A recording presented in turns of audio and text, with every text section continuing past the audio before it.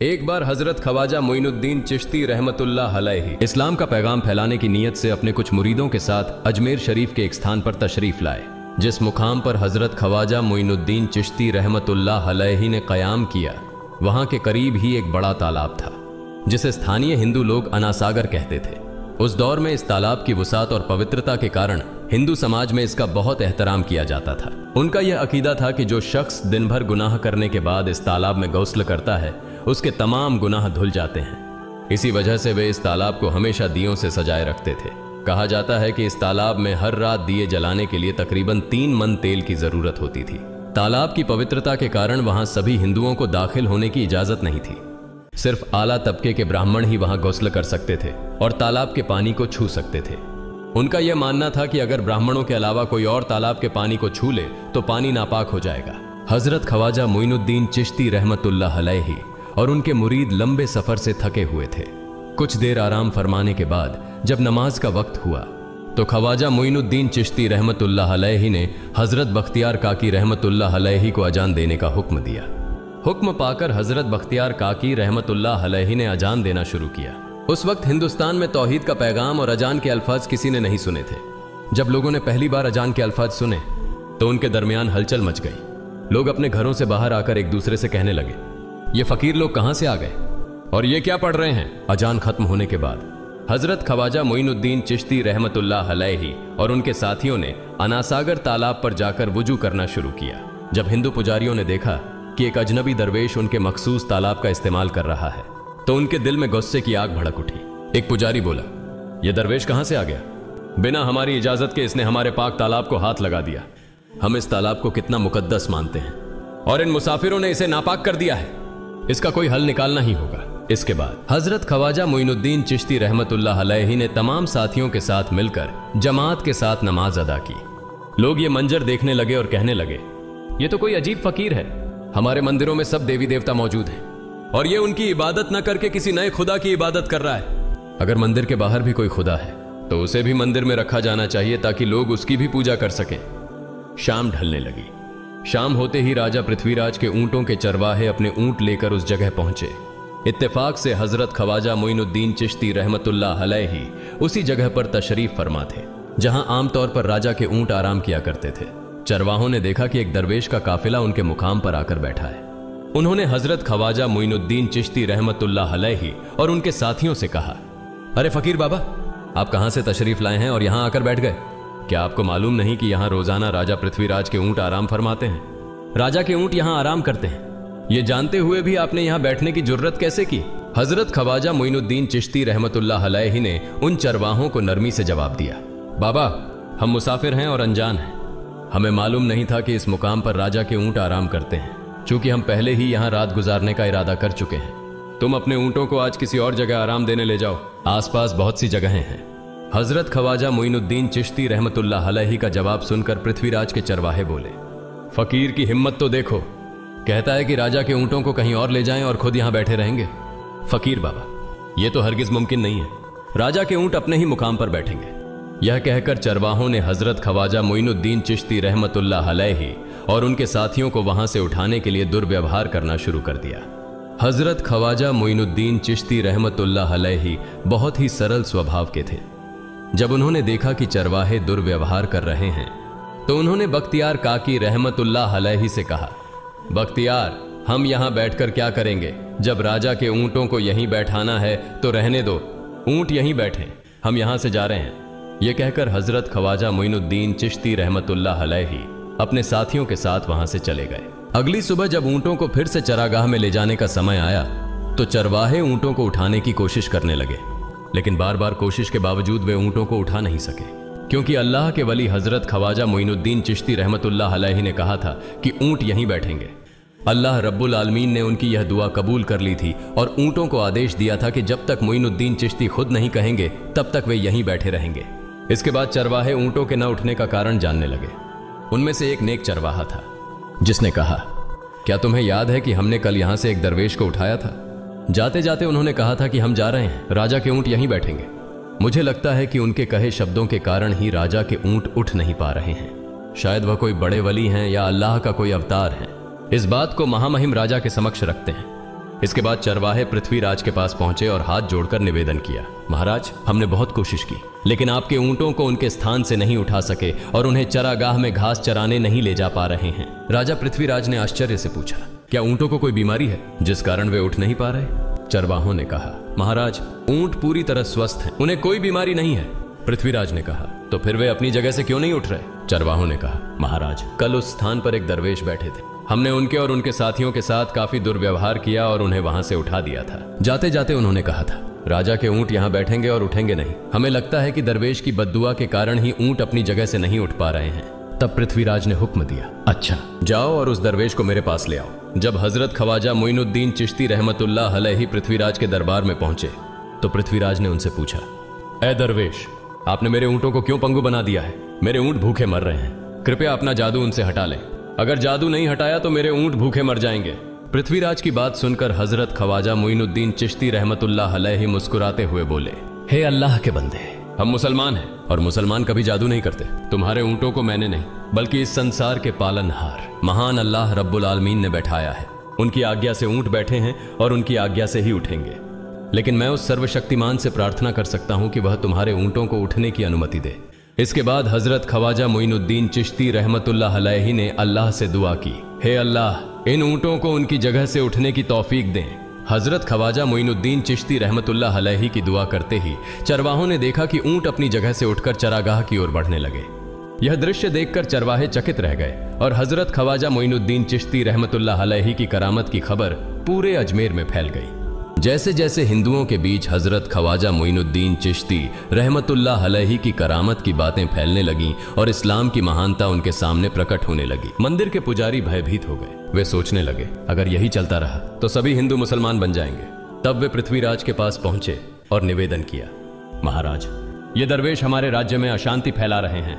यदि आपने अभी इनका कोई उचित समाधान नहीं निकाला तो ये दरवेश सभी हिंदुओं को मुसलमान बना देंगे और तब हमारे देवताओं की पूजा करने वाला कोई नहीं बचेगा। आप इन्हें यहां से भगा दें, नहीं तो ये हमें यहां से बाहर निकाल देंगे। महाराज, हम आपको एक और भयावह बात बताना चाहते हैं। ये दरवेश कहते हैं कि जिन मूर्तियों की हम पूजा करते हैं वे पूजनीय नहीं है। उनका कहना है कि ये केवल निर्जीव पत्थर है जिनमें कोई शक्ति नहीं है। ये साधारण लोगों को इस तरह की बातें बताकर भ्रमित करना चाहते हैं। सबसे आपत्तिजनक बात यह है कि ये दरवेश हर दिन 5 बार हमारे पवित्र तालाब में हाथ लगाकर उसे अपवित्र कर रहे हैं।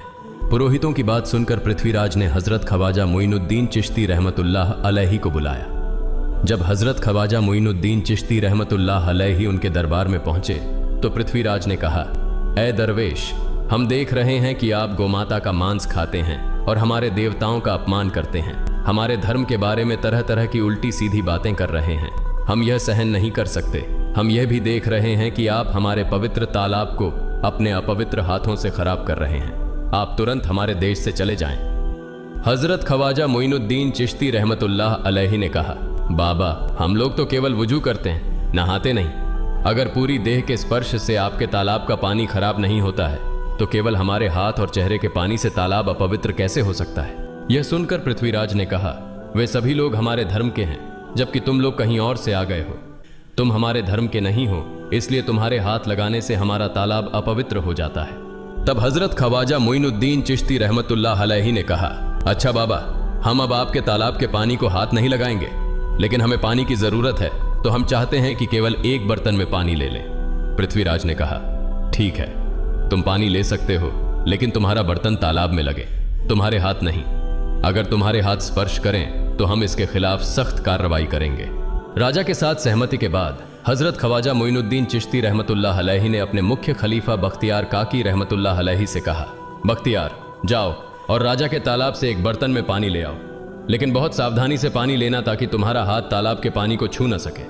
बख्तियार काकी रहमतुल्लाह अलैहि हजरत ख्वाजा मोइनुद्दीन चिश्ती रहमतुल्लाह अलैहि के आदेश का पालन करते हुए आना सागर से पानी लेने गए। उन्होंने बर्तन को तालाब में डुबोया और उनका हाथ पानी को नहीं छू सका क्योंकि चमत्कारवश पूरा तालाब एक छोटे बर्तन में समा गया। आना सागर पूरी तरह से सूख गया और उसकी तली में केवल सूखी रेत दिखाई देने लगी। जब पुरोहितों ने देखा कि उनके पवित्र तालाब में एक भी बूंद पानी नहीं बची है और वह मरुस्थल की तरह सूख गया है तो वे घबराते हुए राजा पृथ्वीराज के पास गए और बोले, महाराज, यह तो भारी संकट हो गया है। पृथ्वीराज ने पूछा, क्या हुआ? पुरोहितों ने कहा, उस दरवेश ने हमारे पूरे तालाब का पानी ले लिया है। अब हमारे पवित्र तालाब में एक बूंद भी पानी नहीं है। अगर इस तालाब में पानी नहीं होगा तो हम अपने पापों का प्रायश्चित कैसे करेंगे? दूर दूर से हजारों हिंदू लोग इस तालाब में स्नान करने आते हैं ताकि वे अपने पाप धो सकें। अगर पानी नहीं रहेगा तो वे यहां आना बंद कर देंगे, जिससे हमारा बड़ा नुकसान होगा और अजमेर की मान मर्यादा मिट्टी में मिल जाएगी। पृथ्वीराज गहरे विचार में पड़ गए। वे हजरत ख्वाजा मोइनुद्दीन चिश्ती रहमतुल्लाह अलैहि के खिलाफ कोई कठोर कदम उठाने से झिझक रहे थे, क्योंकि उन्हें आशंका थी कि अगर उन्होंने दरवेश के खिलाफ सैनिक भेजे और दरवेश ने सैनिकों पर भी जादू कर दिया तो उनकी परेशानी और बढ़ जाएगी। इसलिए उन्होंने कहा, तुम लोग जाओ और उस दरवेश को मेरे पास बुलाकर लाओ। मैं देखता हूं कि वह क्या चाहता है। अगर उसकी मांग उचित होगी तो हम उसे मान लेंगे, और यदि उचित नहीं हुई तो हम माफी मांगकर अपना तालाब का पानी वापस ले लेंगे। जब हजरत ख्वाजा मोइनुद्दीन चिश्ती रहमतुल्लाह अलैहि पृथ्वीराज के दरबार में पहुंचे तो पृथ्वीराज ने कहा, ऐ बाबा, आपने हमारे तालाब का सारा पानी ले लिया है। हम अपने पापों का प्रायश्चित कैसे करेंगे? पूरे दिन के पाप हम इस तालाब में स्नान करके धोते हैं। अगर तालाब में पानी नहीं होगा तो हम अपने पाप कैसे धोएंगे? हजरत ख्वाजा मोइनुद्दीन चिश्ती रहमतुल्लाह अलैहि ने उत्तर दिया, देखो बाबा, तुम्हारे पास आना सागर है, पर दुनिया के हर कोने में ऐसा तालाब नहीं है, तो क्या वे लोग अपने पाप कैसे धोएंगे? पापों को धोने की ताकत इस तालाब के पानी में नहीं है। पापों को माफ करने वाला केवल अल्लाह है, जिसने आकाश, धरती और पूरी सृष्टि बनाई है। उसकी इजाजत के बिना एक पत्ता भी नहीं हिलता। इसलिए मैं तुम्हें इस भ्रम को छोड़कर सही राह पर आने की दावत देता हूं। वहां मौजूद हजारों हिंदू हजरत ख्वाजा मोइनुद्दीन चिश्ती रहमतुल्लाह अलैहि की बातें मंत्रमुग्ध होकर सुन रहे थे। इसके बाद उन्होंने कहा, जाओ बख्तियार, जिस बर्तन में तुमने तालाब का पानी लिया था उसे वापस तालाब में डालाओ। बख्तियार काकी रहमतुल्लाह अलैहि हजरत ख्वाजा मोइनुद्दीन चिश्ती रहमतुल्लाह अलैहि के हुक्म से आना सागर में बर्तन का पानी डालने गए। जैसे ही बर्तन का पानी तालाब में डाला, आना सागर फिर से पानी से लबालब भर गया। इस चमत्कार को देखकर वहां मौजूद कई हिंदुओं ने कलमा पढ़कर इस्लाम कबूल कर लिया। यह देखकर हिंदू पुरोहितों और पंडितों की चिंता बढ़ गई। वे पृथ्वीराज के पास गए और बोले, महाराज, यदि अब कोई उपाय नहीं किया गया तो सारे हिंदू मुसलमान हो जाएंगे। पृथ्वीराज ने कहा, मुझे सलाह दो, इस दरवेश का मुकाबला कैसे किया जा सकता है? पुरोहितों ने कहा, यह दरवेश एक बड़ा जादूगर है, इसलिए इसका मुकाबला भी जादू से करना होगा। हमारे बीच एक बड़े पुरोहित और जादूगर रामदेव हैं, उन्हें इसके मुकाबले में भेजें। अगर वह जादू से इसे हरा सके तो हम अपने हिंदू धर्म का गौरव फिर से प्राप्त कर सकेंगे। पृथ्वीराज ने रामदेव को बुलाकर कहा, रामदेव, मैं तुम्हें इस दरवेश को जादू से हराने की जिम्मेदारी दे रहा हूं। अगर तुम उसे हरा सके तो हम अपने धर्म का गौरव फिर से पा सकेंगे। रामदेव ने पृथ्वीराज को आश्वस्त करते हुए कहा, महाराज, आप चिंता न करें, इस दरवेश को हराना मेरे लिए बहुत आसान है। मैं आपके समक्ष हमारे धर्म का गौरव वापस लाकर रहूंगा। इसके बाद रामदेव अपने साथियों के साथ हजरत ख्वाजा मोइनुद्दीन चिश्ती रहमतुल्लाह अलैहि के सामने मुकाबले के लिए पहुंचा। उसने कहा, मोइनुद्दीन, अगर तुम में ताकत है तो मुझसे जादू का मुकाबला करो। मैंने तुम जैसे बहुत से जादूगरों को हराया है, तुम्हें हराना तो मेरे लिए साधारण बात है। हजरत ख्वाजा मोइनुद्दीन चिश्ती रहमतुल्लाह अलैहि ने उसकी बातों का कोई जवाब नहीं दिया। रामदेव ने देखा कि हजरत ख्वाजा मोइनुद्दीन चुप हैं, तो उसने गाली गलौज करना शुरू कर दिया। जब रामदेव अपनी हदें पार कर गया तो हजरत ख्वाजा मोइनुद्दीन ने उसकी आंखों में देखते हुए कहा, रामदेव, तू चिल्ला रहा है, लेकिन मैं तेरे माथे पर ईमान की रोशनी देख रहा हूं। हजरत ख्वाजा मोइनुद्दीन चिश्ती रहमतुल्लाह अलैहि की यह बात सुनते ही रामदेव कांपने लगा, और उसी क्षण अल्लाह रब्बुल आलमीन ने उसके दिल में ईमान की रोशनी डाल दी। रामदेव हजरत ख्वाजा मोइनुद्दीन चिश्ती के चरणों में गिर पड़ा और बोला, हे अल्लाह के वली, मैंने आपके साथ बहुत बेअदबी की है, मुझे माफ करें और मुझे कलमा पढ़ाकर इस्लाम की राह दिखाएं। हजरत ख्वाजा मोइनुद्दीन चिश्ती रहमतुल्लाह अलैहि ने रामदेव को कलमा पढ़ाया और उनका नाम रखा मोहम्मद सादिक। इतिहास बताता है कि बाद में रामदेव मोहम्मद सादिक के रूप में एक बड़े अल्लाह के वली बन गए। प्रिय पाठकों, सोचें, जो रामदेव हजरत ख्वाजा मोइनुद्दीन चिश्ती को पराजित करने आए थे, वही अब उनके हाथ में हाथ देकर इस्लाम की शांति की छांव में आ गए। यह अल्लाह रब्बुल आलमीन का चमत्कार और शक्ति है, जो जिसे चाहे हिदायत दे सकता है। आमीन।